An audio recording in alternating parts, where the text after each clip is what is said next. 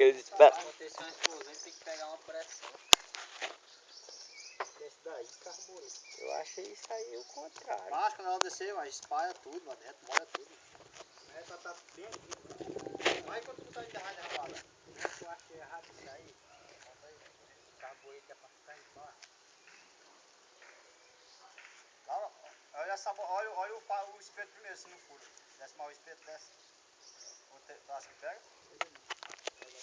Cuidado, se não bota, sai de pé.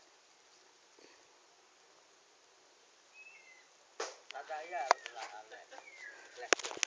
Tá filmando, Preto? agora é pouco não. Tá filmando?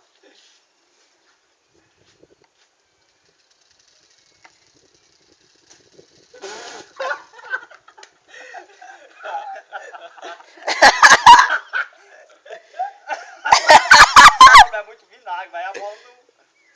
É pouco vinagre. Vai, porque Não furou não. Não furou não a bola não. Furou, mas tá Furou doido? não. Furou nada, mano. Se tivesse furado tinha... Tem vinagre. Peraí, sai daí, cara. Vamos dessa bola. Tá indo. Vem!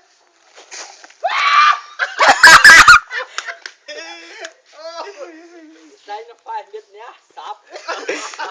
A bola ficou enganada. É por isso que não foi longe, meu filho. Não quero coisa nada. Fracasso total. Mas sair com água era melhor.